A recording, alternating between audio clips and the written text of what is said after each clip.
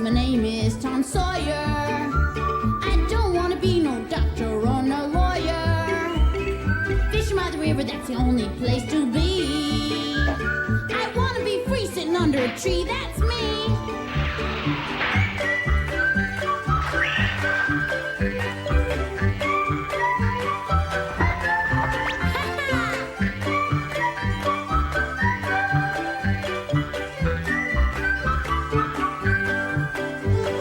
These are the stories of Tom Sawyer. Me and Unc Finn just playing by the river, chasing that steamboat teacher, let me be. I want to be free sitting under a tree. That's me!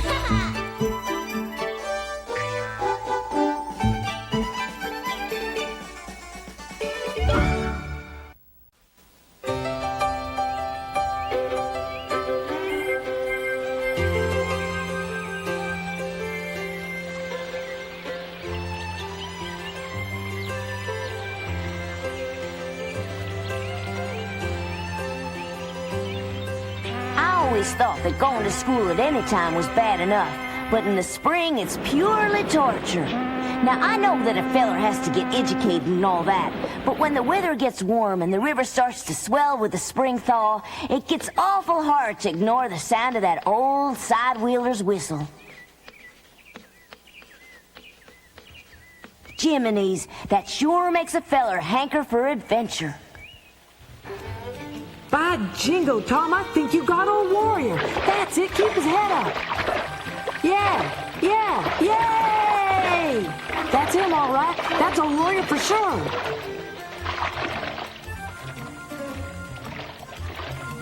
Here, pull him up closer to the bank. Uh-oh, where is he?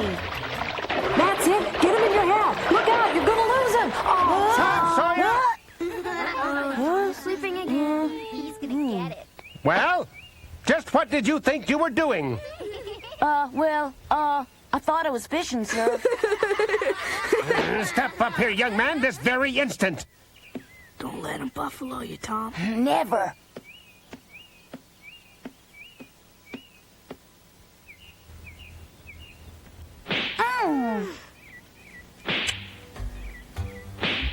Well, I reckon you deserve to get a whooping when you fall asleep in school.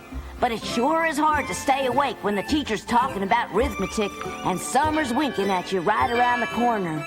It's even worse when you know Huck Finn is waiting for you to go out and tangle with old Warrior. Tom, oh Tom, wait for me. Won't you come over to my house today? Jiminy. I'd like to, Becky, but I promised Aunt Polly I'd come right home after school and do my chores. Oh, but isn't it terribly hot for working? Maybe, but I don't mind doing my chores in the bad heat, really. After all, you see, my aunt counts on me. You're sweet.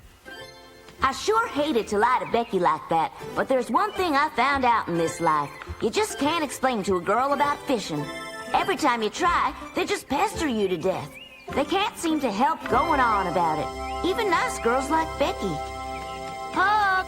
Hey, Huck, it's Tom. Come on down. Get a move on. Are we going fishing or not? Well, what's the matter? Never knowed you to want to pass up fishing. I can't, Tom. I'm really feeling out of sorts today. I'm coming up.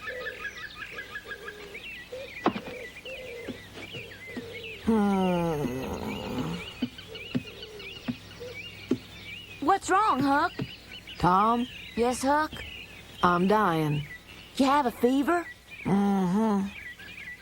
My, you're most burning up. Must be catching, so am I. You feeling poorly, too? Nope. Well, how come you've got as much fever as I have, then? Maybe it's because the weather's so hot, everybody's got a fever. But I still don't feel good enough to go fishing. Sure enough? Maybe I'm not dying, Tom, but I'm sure enough sick. Maybe you better go fishing alone. I've got an idea. Let's go for a walk, Huck. Maybe the fresh air will make you feel better and you'll want to go fishing after all.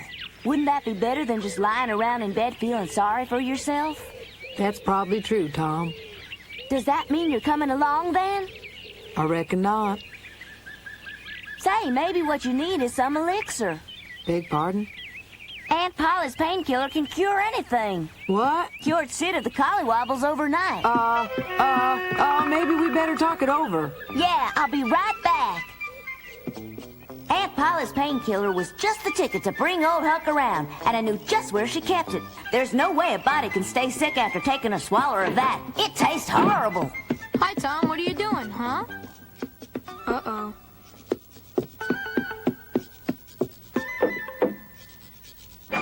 Tom's home from school, Mary. Thanks, Sid. I've got to tell him not to leave the house today. I was sure she kept it up here. What are you looking for, Tom? I've got to find the painkiller. The painkiller? Are you sick, Tom? No, I'm not. Why do you need the painkiller then? Oh, just because. Oh, Tom, if you're feeling sick enough for medicine, maybe we better have the doctor come. I told you I'm not sick. Well, then what in the world do you want it for? Well, Tom? Yep, I think I found it. Tom, you stay away from Peter with that medicine. You're not going to give it to him again. Tom, you tell me this minute who you intend to give that painkiller to. Tom Sawyer, are you listening to me? Mother said to tell you that you're not to go outside after school today. But I gotta go outside, Mary. Well, maybe if you told me where you were going with that painkiller, I could be more understanding. I'm just taking it over to a sick friend. Well, why are you being so mysterious about it, Tom? Would that sick friend be Huckleberry Finn by any chance? Mm-hmm. You keep out of this, Snitch. Stop it! Tom? Sometimes a feller just has to take matters into his own hands, especially when he's got a friend who's ailing. And I reckon this was one of those times. It's me, Huck. Huh? You're wasting your time, Tom. I ain't gonna take it. This medicine is just great. It'll have you up and hopping in no time at all. Yeah? Well, I don't want it. Now, I wouldn't give you nothing that was bad for you, Huck. Just open your mouth and swallow. What's it taste like? It's tolerable if you swallow it real fast. I'm not a fast swallower. How would you like me to just show you then? I'll take a swallow myself.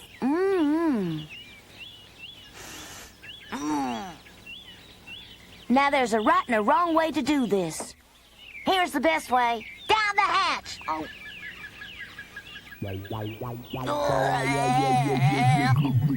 That's the best? It's delicious. Well, now, that wasn't really so bad. Reckon it's your turn now. You know, I think I'm feeling better already. Here, try it. It's great. Watching you take it made me all well again. I'm only thinking about what's best for you. By Jiminy, I never felt better in my whole life, Tom. Let's go fishing. I don't think so. I'm suddenly feeling a little poorly for some strange reason. Huh? What's the matter?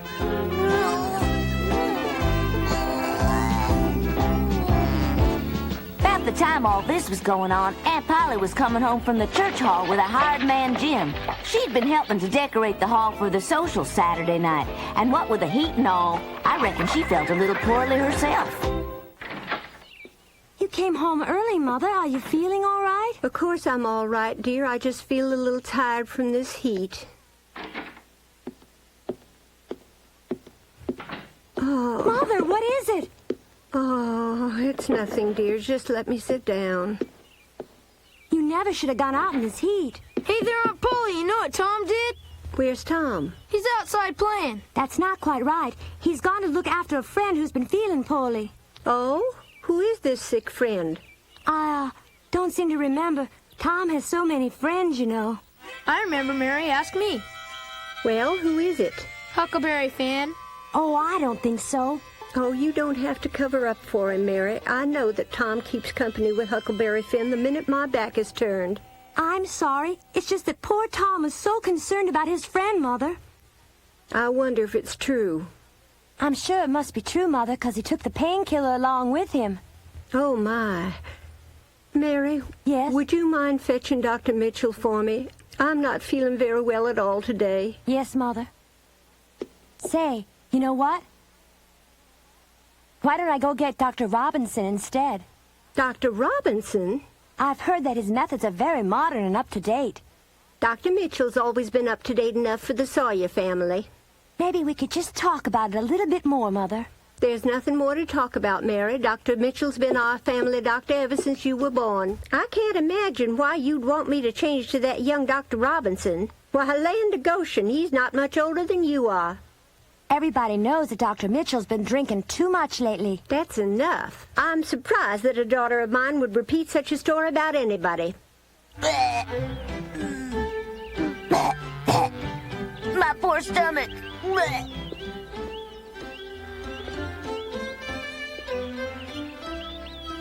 Dr. Mitchell can help me. Hey, Dr. Mitchell, wait. Well, Thomas, how good of you to want to carry my bag. Sure. Fine boy. Dr. Mitchell, do you mind if I ask you something? Of course not, my boy. If somebody took painkiller when they weren't really sick, do you think it would be dangerous to their health? Oh, I don't think it'd be very dangerous unless this fellow were to drink a whole bottle of the stuff. It was just an ounce. That's nothing to worry about, Tom. It sure makes me feel awful sick whenever I take it. That's perfectly natural. Anybody who takes something that tastes as bad as painkiller is bound to feel a little sick from it. Always remember, my boy, that the worse a medicine tastes, the better it is for you. Seems to me if you take medicine when you're well and it makes you sick, the same medicine would make you sicker if you were already sick when you took it. Only a doctor can understand such things. Yeah? Gee. Well, thanks. See you later, my boy. I don't think you know what you're talking about. How can you mistrust a doctor on his way to visit a suffering patient?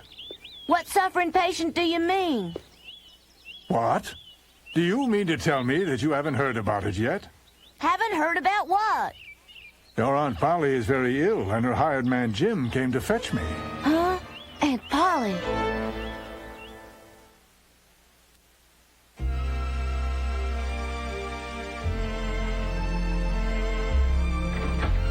Come in, Dr. Mitchell. Thank you, Tom. Where's Aunt Polly, Sid? She's in bed. Now just relax, Mother. I heard you were sick, Aunt Polly. No, I'm only suffering from the heat, Tom. Well, you're gonna be just fine now that Dr. Mitchell is here. I came just as soon as I got your message, Mrs. Polly. Now, what seems to be the trouble? Just heat prostration, Doctor. We'll see. Will you two please wait outside for a few minutes? Of course. Come on, Tom. Can you sit up for a moment, Miss Polly? Yes, Doctor. When did you first start feeling poorly? I felt a bit unsettled ever since morning, but I promised to help decorate the church hall for the social coming up next Saturday. I guess it happened then.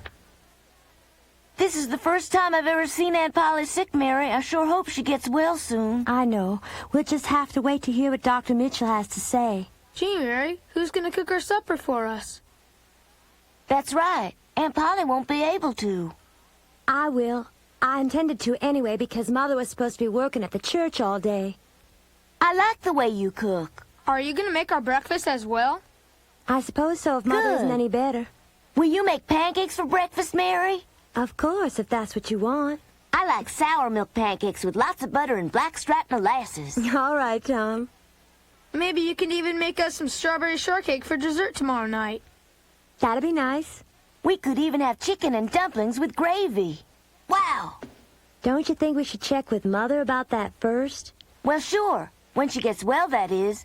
But gee, as long as she's still sick, we can have whatever we want. Tom, Oh, boy!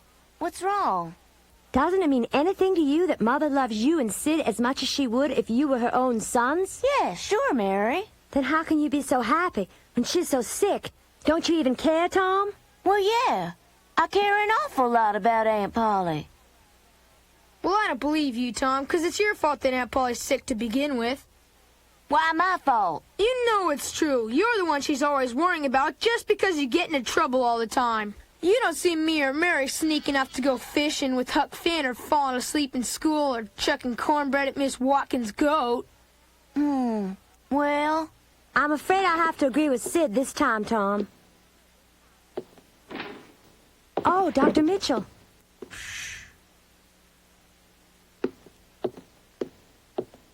Mary, Your mother's illness is worse than I'd expected. Oh, is my mother well enough to talk to me, Doctor? Yes, Mary, but she wants to talk to Thomas first. You sure she said Tom? That's what she said, Tom. Now, Miss Polly was especially anxious to spend a few minutes with you before speaking with Mary or Sid. Yes, sir. Now run along, boy, quickly.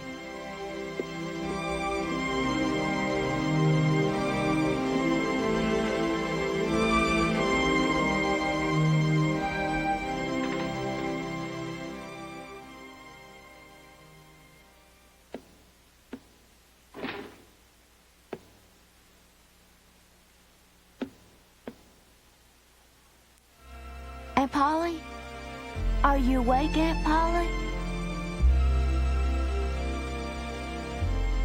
Aunt Polly, this is Tom. Can you hear me?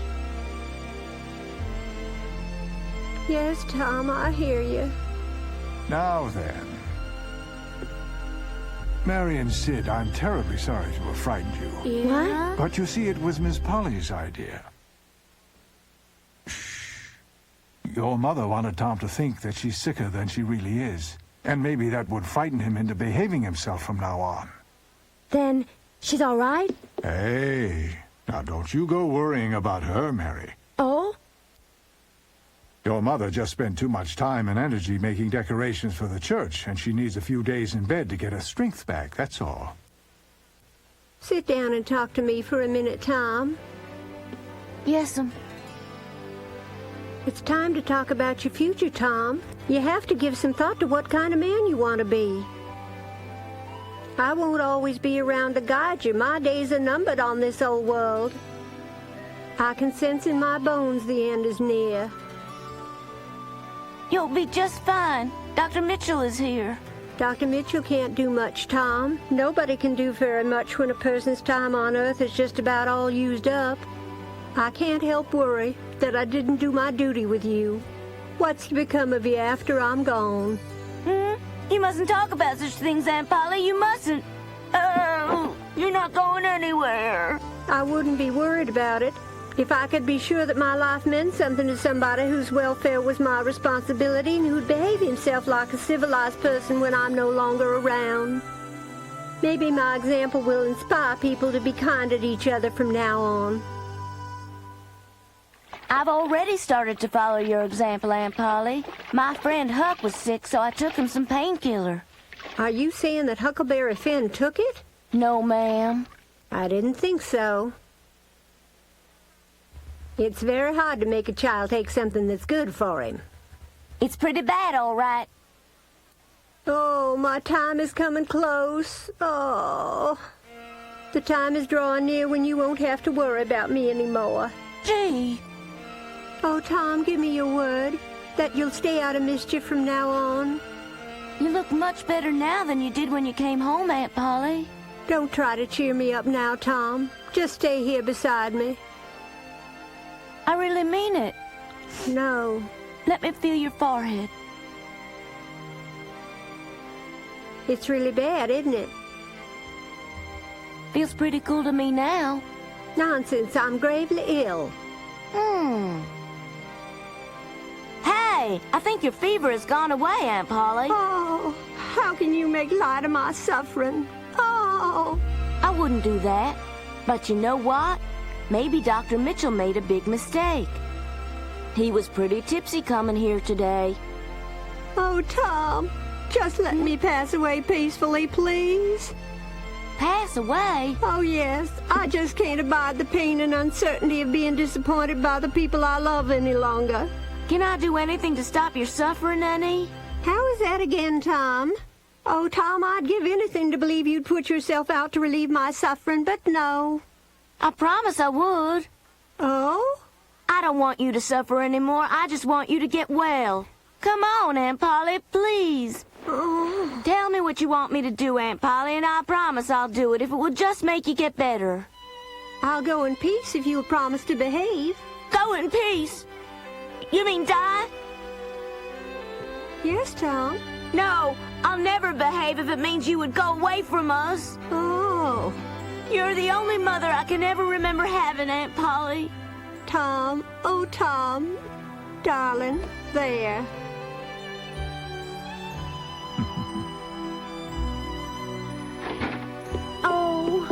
Mother, are you going to be all better now, I hope? Aunt Polly, all of us want you to be well again. Well, I'm all right. Oh, Mother, are you sure? Really, I am. Well, whatever happened? Well, I just realized how much I loved all my children, and I recovered. Oh, that's wonderful, Mother. Oh, I'm so glad. Oh. Now, all's well.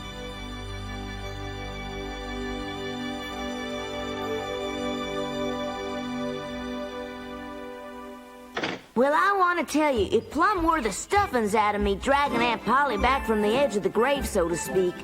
I was kind of surprised, though, that Mary and Sid didn't seem to be as worried about it as I was. I guess it's just that when a feller starts to get older, he gets more responsible about things than girls and young brothers do.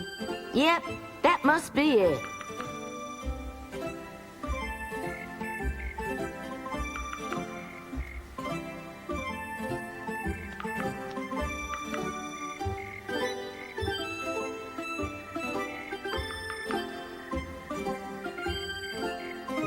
Meow. Meow.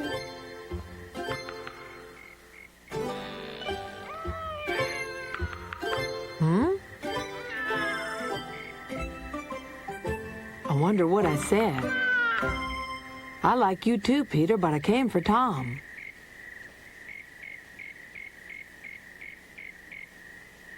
Meow. Hi.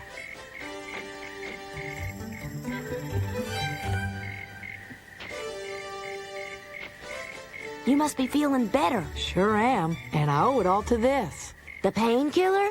Do you mean you really took some? Actually, all I had to do was smell it and I got better. Yeah. Hey, Peter wants some. I still got the spoon right here. Great, let's give him some while he's in the mood. Tom, you don't reckon that stuff will poison him, do you? No, it'll be good for him. Easy. You don't seem entirely cheerful about it. Ah, this'll perk him up and make him feel like a kitten again. See? Huh? Ooh. I know it don't taste too good, Peter, but Dr. Mitchell says that's what makes it good for you. I ain't never seen him carry on so frisky before, have you, huh?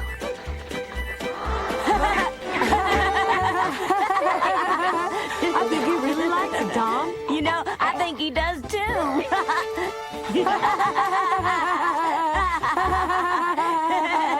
Peter's feeling no pain.